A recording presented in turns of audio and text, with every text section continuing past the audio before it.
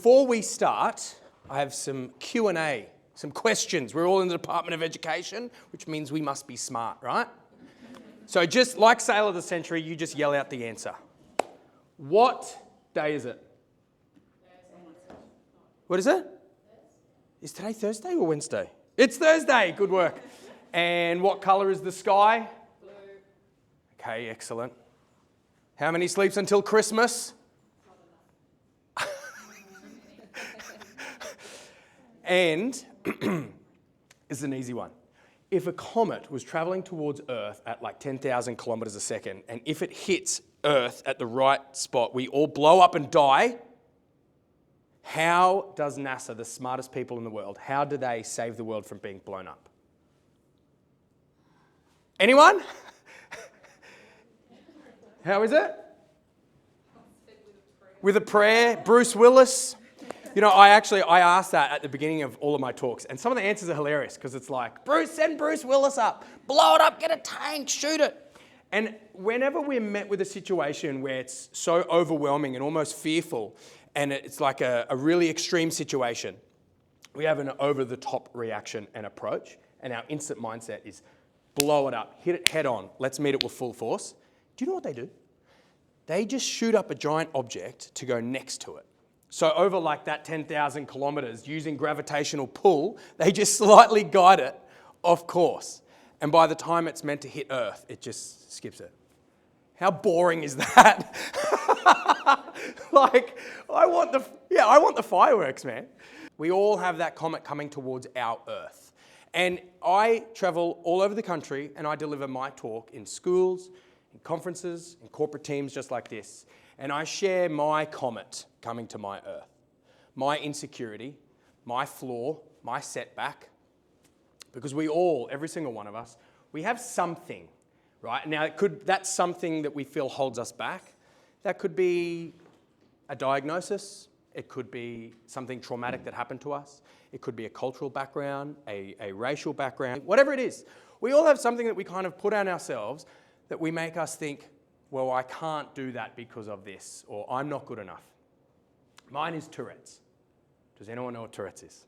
I remember I was at this school with like 2,000 kids, and I said, what's Tourette's? And this kid shot his hand up, and I jumped into the crowd with the microphone, and he grabbed it. He goes, it's when you're crazy and you've got mental problems, and my sister has it. My parents keep fighting. I was like, whoa, man. Yeah. So it's a neurological condition, and it's made up of tics, both motor and vocal tics, right? And it's also, I like to use certain words around it, like cousin, and underneath the neurological umbrella, conditions, whereas the actual terminology are comorbidities. But I don't like that word. It just sounds like a bad movie. It's very morbid. Tourette's, underneath the Tourette syndrome umbrella, many other conditions can come with it. For example, OCD, ODD, autism, ADHD. I have ADHD as well. A lot of people who are neurodiverse can also have mental health problems like depression, anxiety, sleeping issues. And I've had Tourette's my whole life, since I was a little baby. Would you like to see all of my tics? So what I'm going to do, I'm going to stand here and I'm going to show you each individual tic, and I want everybody collectively to count out loud how many I do. Yeah? Okay, ready?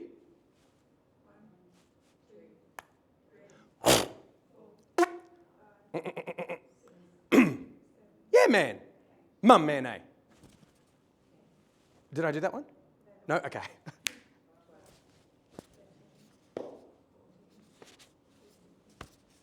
Okay, about 16. Sometimes there's more. Can I tell you how funny it is having Tourette's? Like, for example, this one. I've had that forever. And I'll be walking down the street and someone's walking towards me. And I'll go like that, and they're always like, g'day, mate. This one. That one is hilarious. Like, do you know how many times I've been at a cafe and I'm ordering a coffee and I go, and there's a line behind me, and like when you hear that sound, you don't instantly think, oh, that obviously came from his mouth. Like, it's so awkward. Or especially during COVID when I was wearing a mask waiting for the coffee and I go, and everyone's looking around. I go, it was me. It was Tourette's. It was my mouth. So to explain what Tourette's is and how it works, everyone's brain to self-regulate will shoot off random messages to the body. These are unwanted signals. These are just signals that your brain will send to stay alive, like pistons in an engine, okay? But everybody's brain has a gate to stop those unwanted signals. People with Tourette's just have a weak gate, so those signals end up firing through. And so, you know when you've got an itch and you finally get a chance to scratch that itch, and you're like, oh, it's like that stone in the shoe when you finally take that shoe off. So when my brain sends that message for that tick and I finally let it out, it's almost like that feeling, when you put a cotton bud in your ear and you go too far and you're like,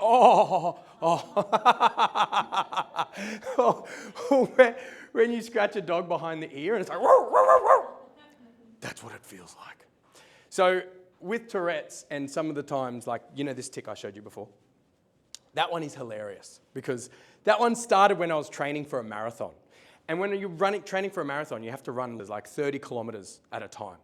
And I remember running long distances, my shirt would rub, and I think, oh, geez, it's really itchy. I thought, no, to stop that, I'll just run without my shirt on to stop that rash. But that movement became a tick. So I'm running down the street without my shirt on going, oh. And everyone's like, ah! Someone call the police! There's a crazy man down here squeezing his nipples!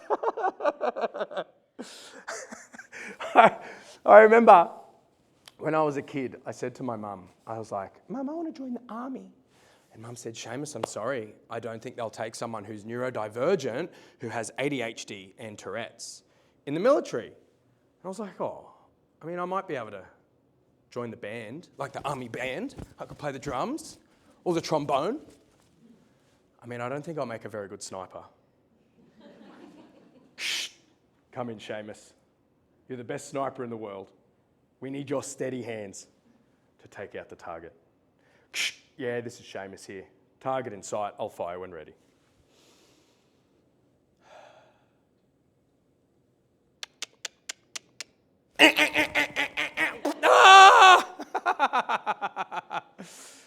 So there is no cure for Tourette's. No cure. Actually, they have done studies on a medication. Would anybody like to have a guess at what medication statistically they have shown works the best, but still hasn't been classified as the medication? Would anyone like to have a guess? Marijuana. Well, we all know where to go for the Christmas party, ladies and gentlemen. Yeah, actually the THC ingredient. But there is no cure, right? My cure of living with it for 35 years is being able to make those jokes. Being able to stand in front of you and make you laugh, that's been my way of dealing with it. But for a very long time, when I was a kid, I hated it. I hated it so much. I hated it because it made me different. It was a standout from the crowd. And when you're in school, you're a sitting duck for those hurtful comments. Seamus, stop doing it. You're annoying. Seamus, you're a retard. Take your medication. You're a freak. You're a weirdo. Don't sit with us. It's annoying. And I hated it. And we don't get to control what happens to us in life. We don't get to choose what we're given. It's not like a Christmas list. I'll take a PlayStation and I'll have the Tourette syndrome, please. Yeah, put that one on the list. You don't get to choose it. In life, things are just handed to you. Having ADHD as well, I really struggled in school. I really suffered academically because I couldn't sit still. And anything the teacher said went in one ear and straight out the other. I was always distracted. And so as a result, I fell really far behind in class. And I had an OCD-related tic, right? So everything had to be symmetrical and even. So if I touched something with that hand, I'd have to touch it with that hand. And I remember there were these kids at school, they were the bullies. And they cornered me in a room and there were no teachers and they were bigger than me. When I was in primary school, I used to fight my way when I would be challenged or bullied or teased. And then I went to high school and I remember looking up at a kid in grade 7, he had a beard. I was like, what the? And I remember thinking, I can't fight my way out of this. And I didn't know what the next response was. I didn't know anything else other than physical. And when they cornered me in this room and they'd slap me across the face and they'd stand back and watch and I had to even it out and I would slap the other side and they would just laugh and they'd do it again. And I hated having that experience. I didn't ask to have that experience. I didn't choose that interaction. And I didn't know what the alternative was. Because I know you're not meant to hit anyone, you're not meant to resort to violence, but I didn't have any other tools. I wasn't equipped with anything else, so I just copped it. And I hated that. I hated it so much. I remember I would get home after these experiences and I would have tick fits, full-blown rage attacks, and I would punch holes in the wall. I'd punch myself. I'd throw myself to the ground, screaming and crying. It was almost, I remember having tick fits, and it was almost like something overwhelmingly came over me, like something I couldn't control. It was like I was trying to run away from it, but it was on me. It was inside of me. And I hated it. This was such a traumatic experience to go through, especially because I didn't understand them, I didn't want them, I didn't know about them, and you couldn't see them. They were so physical. So as a way of, I guess, surviving and navigating my life, I just decided, you know what? I'm going to pretend I'm normal. And I'm going to pretend I don't have Tourette's and that I'm normal, right? But it was just the same as walking around with an elephant on my back. And everyone could see the elephant, but I was ignoring it. And people would be like, that kid's got an elephant on his back. And so if people would ask, they'd say, why do you keep twitching? Why do you keep doing that? I didn't want to admit to them that I was weird. I didn't want to admit to them this diagnosis, this insecurity, this flaw, that comet coming towards my earth. So I'd lie. And I'd just say, I just drank a whole bunch of Red Bull. And I'd run away because I wanted to deflect it. When I was young, who loved watching The Simpsons? You didn't like The Simpsons? You know, before The Simpsons came on, it was the news, and you'd watch the weather, and you knew when the weatherman was coming on, The Simpsons is next. I remember watching The weatherman going, oh, I want to be that guy. When I grow up, that's what I want to be. What television station in their right mind would let a kid like me, who ticked like I put my finger in an electric socket, like I ticked like a watch, couldn't sit still, couldn't read or write properly. Honestly, when I graduated school, I spelt skateboard with an 8. That's how bad academically I was. I had no attention span. Could you imagine someone like that on television? And now, we're going to cross live over to Seamus Evans with the weather report.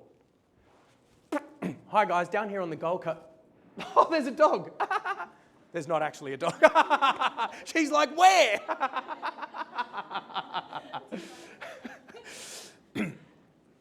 When I was fresh out of school, 18, I got an opportunity to audition for a kids show. It was a kids show that actually they hosted here on the Gold Coast. It was on Channel 10 called Toasted TV. Does anyone remember that?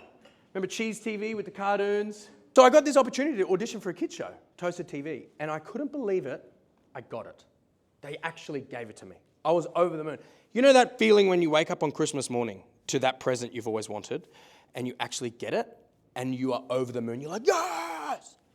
Well, this was that same feeling. This was my dream job, and at 18, I got it. They offered me the job. I was over the moon. But inside my first week, I didn't tell them I had Tourette's.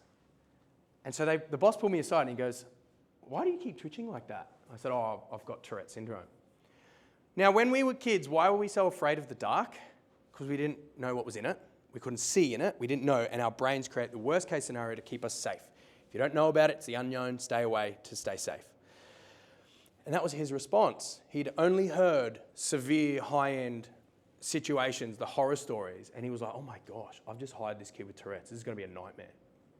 So he pulled me aside and he said, hey, if this is going to be an issue, you're still under probation, so we'll just get rid of you and we'll get someone else.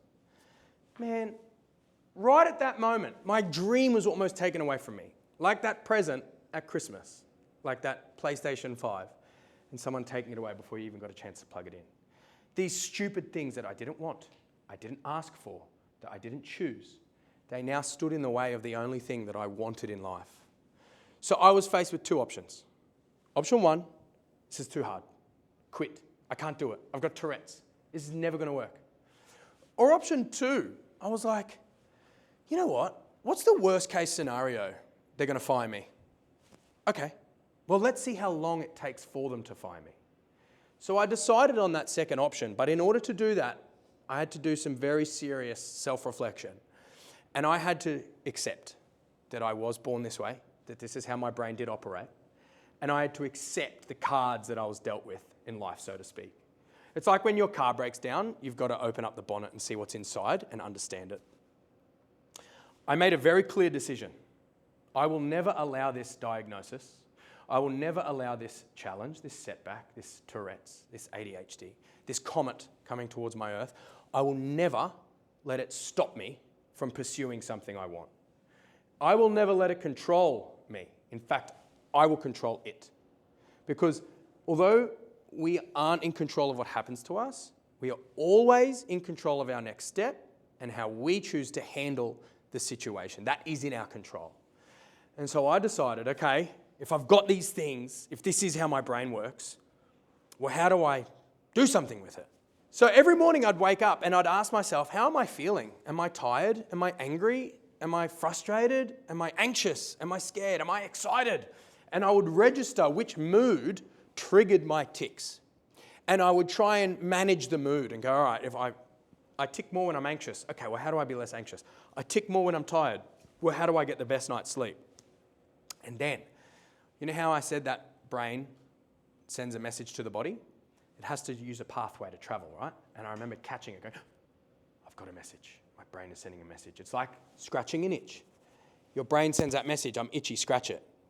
But I remember thinking, hey, instead of scratching it like that, what if I scratch it like this? Or like this? Or like this? Like, what if there's a different way to satisfy that message, but with a different action?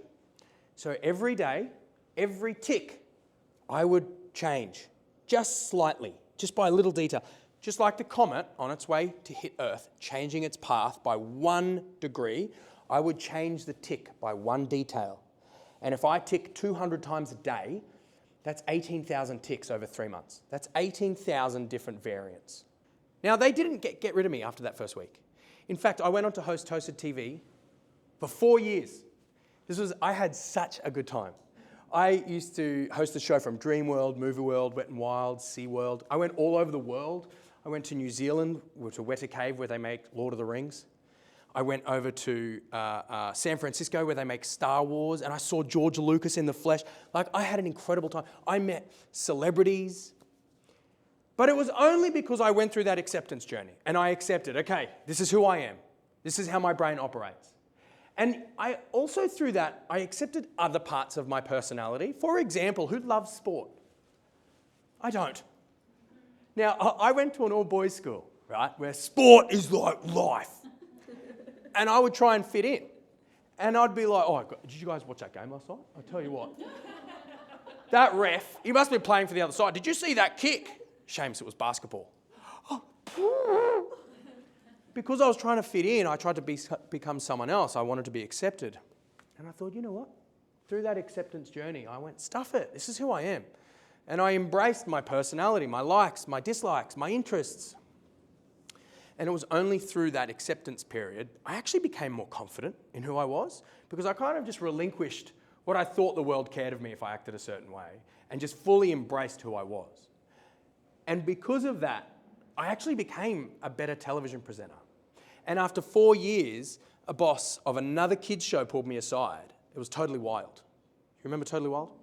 They pulled me aside and said, hey, how do you want to be a reporter for Totally Wild? We'll give you a pay rise. There's a spot opening up in Adelaide. You can move down there. And I was over the moon, because this is what I wanted. But the difference between these two shows, Toasted TV was just mucking around, having fun, pouring slime on our heads and fish down our pants. Like, it was mucking around. Totally Wild was like being a journalist for a kid show. So it was a lot of research, a lot of writing, a lot of reading, a lot of understanding how to tell a story through pictures. I spelt skateboard with an 8. Like, I could barely read or write properly. So I was faced with those two problems again. Option 1, Seamus, you're 23. You can barely read or write. This is embarrassing. You should quit. Do something else. Or, hey, I've come this far. I wonder how much further I can go. So I accepted the fact that I had poor literacy skills, and I worked on it. Every single night, I would sit down and I forced myself how to read. I would read kids' books. Then I went on to teenage books. Then I went on to magazines, newspapers. And all of my mates were tradies. They had tools. My tools were words, so I had to sharpen them. I had to get better at writing. So I would keep a journal. And I'd write articles, movie reviews, things just to get better at writing, because that was my dream. That was my goal, to become a great television presenter. So I ended up being a reporter on Totally Wild for 3 years. And I had such an incredible time on that show. I went diving with great white sharks. I learned how to catch brown snakes, inland taipans, red-bellied blacks by hand. I had baby monkeys jumping all... Do you guys want to see my time on television? Okay, everybody, eyes up here. Oh, welcome to Totally Wild, where you never know what's going to happen.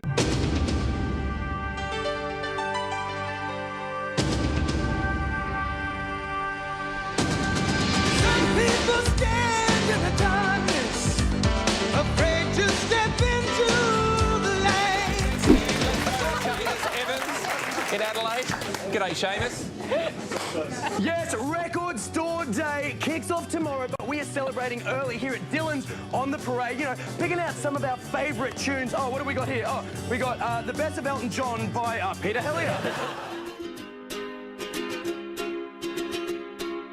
I was scared of dentists and the dark. I was scared of pretty girls and starting conversations. All my friends are turning green. Yeah, the magician's assistant in their dream.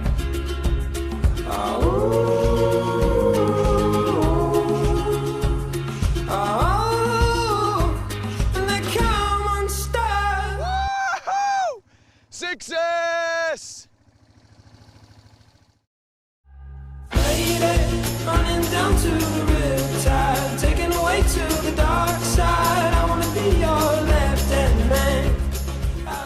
Of course, we are talking about pop group Hanson, who are back and better than ever in Australia. What's very impressive is you guys have been on the music reign for like 20 years. Now, here on The Toaster, we love giving nicknames. We were thinking for you, maybe KJ. Are you cool with that? KJ is good. It's a little predictable. Sure. You know, Well, we're excited. Yeah, yes, we're excited yes. about the Muppets. That's excellent. Well, we're both very excited to meet you guys. Now, obviously, we're here to talk about something very important. What's your favourite food? How would you like to pay for that, sir? Oh, just with Paywave, thanks. It's an easy choice to make if you want them to look cool and trendy, just like my new Zip Visa debit card from People's Choice. Well, Jane, thank you so much for joining us on Totally Wild. It's great to have you, and it's good to have you in Australia, but can you explain to us what Roots and Shoots is all about? Chilpa is going back into his own environment, all right. Yeah, come on, buddy. Oh, jeez, that's... He's excited to be home. Did I do it wrong? No, well, not exactly textbook. I think I need to brush up on my qual releasing techniques. But he's going to be okay there now, Yeah, isn't it'll he? be fine, yeah. Running down to the riptide, taken away to the dark side. I wanna be your left-hand man. I love you when you're singing that song, and I got a lump in my throat 'cause you're gonna sing the words wrong. Yeah, I got a lump in my throat 'cause you're gonna sing the words wrong. Well, it doesn't get better than this. We've got a campfire, the southern sky, the stars shining, great company, and every man and his dog giving us a good little kissy. Oh. Haven't we had fun, everyone? Yeah! So many memories that nobody my age were able to do. But that was only possible because I accepted who I was, how my brain operated. I accepted my personality, my likes, my dislikes. I went through that journey. And I listened to the brain that said, hey, you've come this far. Let's go as far as you can. How many ticks did we count at the beginning, by the way? 16. How many did you see? So I put that up on YouTube, and I got 2,000 views. Woo! And I've watched it 1,998 times. I ticked once. There's only one tick in there. Because what I did is I approached it and went, okay, this is what my brain's doing. This is sending the message to my body. How do I scratch it without scratching it? How do I rearrange it? So what I'm going to do, I'm going to stand here for 20... What's your name again? Zaylee. Can you count to 20 seconds in your head? When I say though. Yeah. And when you get to the end, say stop out loud, okay? Everybody else, you're going to watch me. And you're going to analyse how many ticks you think I do. Can we do that? Yeah. Okay. Ready, Zaylee? Go.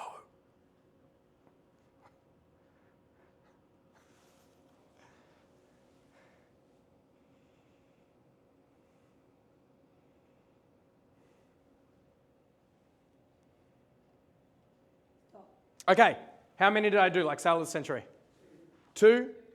Okay, what I'll do, I'll show you what I did. The first thing I did, I tensed my stomach, then I rolled my stomach, I tensed my left butt cheek, my right butt cheek, my left thigh, my right thigh. I pointed to you and went, which was nothing. I just wanted to do that one.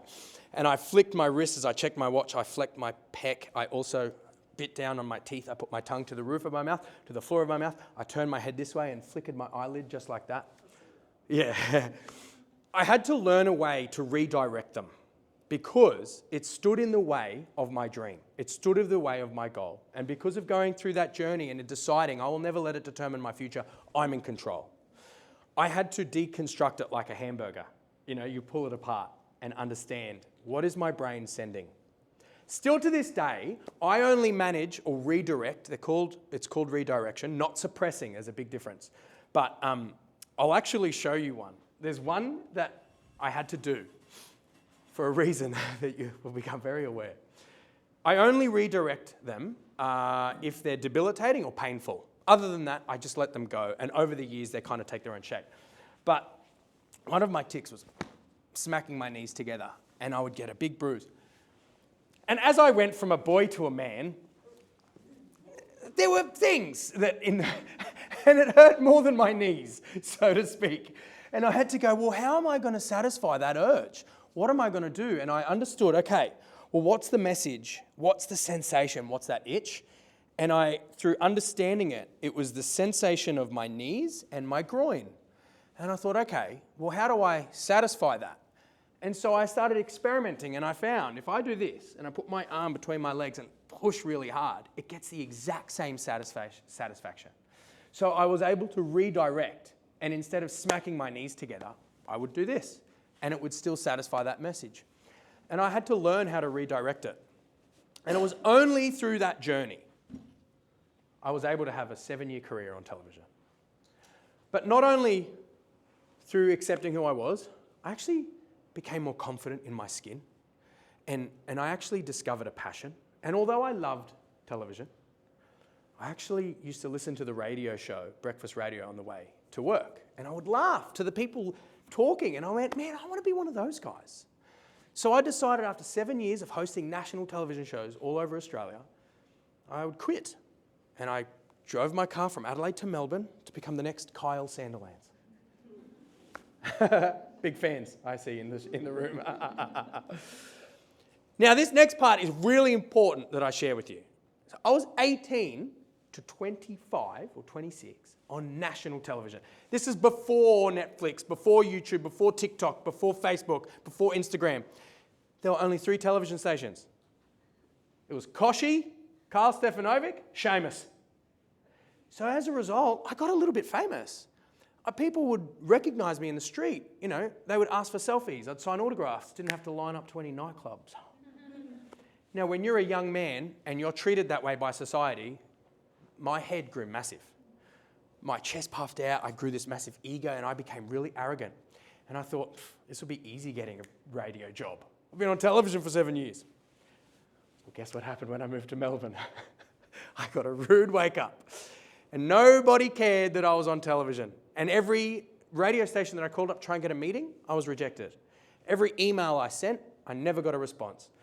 And every metaphorical door that I knocked on, it slammed in my face. And now I mentioned earlier that people who are neurodivergent are prone to depression. So as a result, that giant ego pops like a balloon. And I slipped into a horrible depression. And if we all understand mental health, we know how much it sucks. I'd wake up at 3 o'clock in the morning and I couldn't get out of bed till 3 o'clock that afternoon. And my brain would play tricks on itself. And it would say, Seamus, you suck. You're not good enough. You can't do this. You're not funny. You're dumb. No one cares about you. You should quit. If you have a giant green oval and it's beautifully manicured, lawn manicured, right? And you drive a car over it every day on the same path in the same direction, there will become dirt tracks. But if one day you decide to just change that direction, eventually the dirt tracks will grow back and you'll create new tracks. Our brains operate the same way. I had to do everything in my power to rewire my brain to stop talking to myself so negatively. I had to do everything in my power to keep knocking on those doors, even though it was so painful to get that rejection. I had to build up the resilience skills. And resilience is just your ability to get back up after being knocked down. We're all faced with challenges in life, and being more resilient means you can get up quicker. You know that saying that have you heard the theory that if you speak to plants, the plants grow faster? So my dad, he decided to experiment with this, and he got 5 tomatoes, and he cut them in halves, and he got one group of the halves, and he put them in sealed sandwich bags and wrote bad. And then he got the other halves of the tomatoes, put them in other sealed sandwich bags, and wrote good. And every day for 2 weeks, he would walk past the ones that said good, and he would just like speak amazing positive things into these tomatoes. Then he'd go to the ones that said bad and just like really put them down. I'm sure he did his own therapy of maybe reliving some of the insults that he's received. But he would just like say these horrible things to these tomatoes. After 2 weeks, the ones that said bad, rotten. And the ones that said good were still decaying. There was only a little bit of mold. If this is what happens to tomatoes, imagine what happens to you. How do you speak to yourself? What is your inner child saying about you? It's interesting because we all have that inner child inside of us. You know, that little 5-year-old who's just so scared. What's actually interesting is I've done a lot of work on confidence, and I do a lot of workshops on confidence with students and corporate teams. That inner voice, you know, every time you go to step out of your comfort zone, that little inner child reminds you of that time you accidentally called the teacher called the teacher mum instead of miss when you were in grade 5 and everyone laughed at you. Or that time you went up to accept an award and you tripped over and everyone laughed. Or that time you thought someone was saying hello, so you said hello back, but they were talking to the person. Like these little things your mind keeps and reminds you of every time you go to step out of your comfort zone. It's actually designed to keep you safe because you're going to be put in harm's way. Your brain goes, don't do that. Something dangerous might happen. But there is no growth if you stay inside of your comfort zone. There is no development. There's no achievements. There's no goal reaching if you stay inside of your comfort zone. And my mind was playing those tricks. Stop doing, just quit. You're stupid. No one loves you. You're not enough. You're not funny. Give up. So I had to do everything in my power to talk to myself like the good tomato instead of the bad tomato. And I would write down sentences to combat that language and redirect that car on that track, on that oval. And that's actually, our brains actually work the same way with the neuroelectric pathways. We can actually create new thought paths.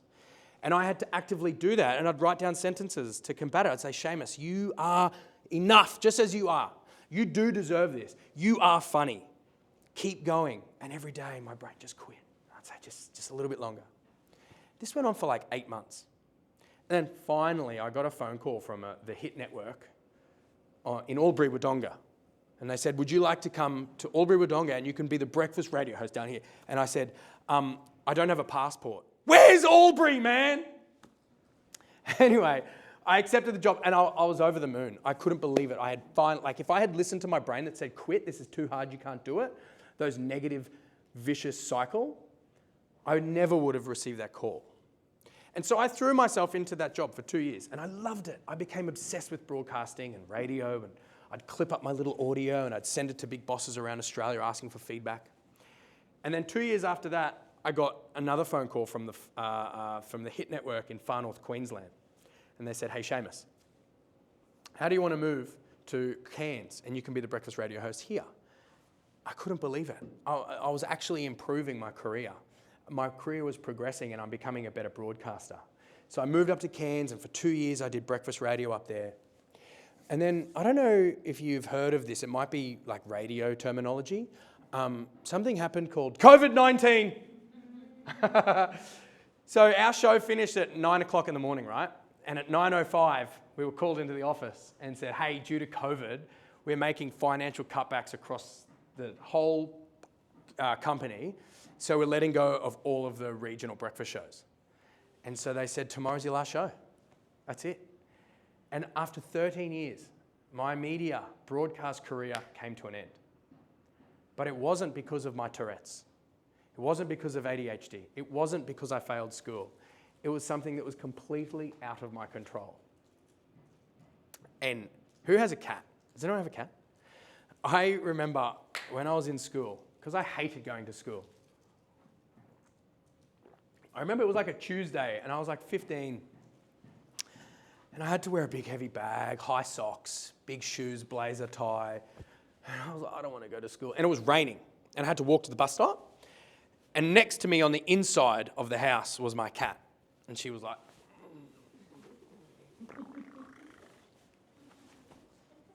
I was so jealous. I was like, you bitch, you don't have to go to school. You don't have to do anything. You just get to lay around all day and do nothing. And I was so jealous. I'd always wanted to be my cat, right? With no care in the world. So when they made me redundant, I moved back home and I became my cat. And I would sleep in, I'd stay up late watching movies. But that was actually a really important part of my life because it was a time I was able to stop and reflect and look back at this amazing career I had that almost was never possible because of my Tourette's, because of ADHD, because of that comet coming towards Earth. And I realized, hey, you know what? That was never actually an issue. It was just something that I learned how to manage and adapt into. See, I hated having Tourette's because it made me different. Today, I love having Tourette's because it makes me different. I'm an ambassador for Tourette Syndrome Association Australia, and I go all over the country, and I share this story. Not to say, look at this career I had, but it's to kind of put the question back on individuals to say, imagine what you're capable of. Imagine if you accept who you are, the cards you've been dealt with, you embrace everything about yourself. You discover your passion. You become confident in yourself. You talk to yourself like the good tomato, not the bad tomato, and you pursue your passions with everything you've got. Imagine what you would be capable of. See, I've turned something that is a flaw, this setback, this challenge, and it is now my superpower. Another story that I actually share in every talk that I do, I share this yellow hat. Does anyone know what school that is? Yeah, St. Lawrence's. I actually spoke at this school not too long ago, and I heard the story about this yellow hat. 17 years ago, a student who was failing all of their subjects, right? They were like D's, E's, and F's on all of everything.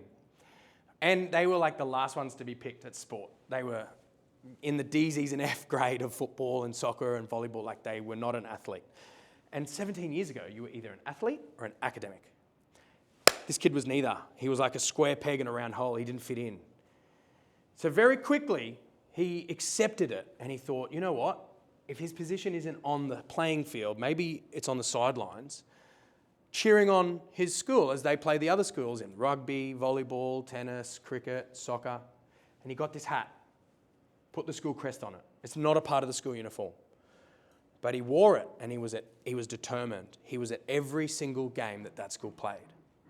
And what happened is the other students who would finish their game, they would stick around to watch the older grades and the A's and B's.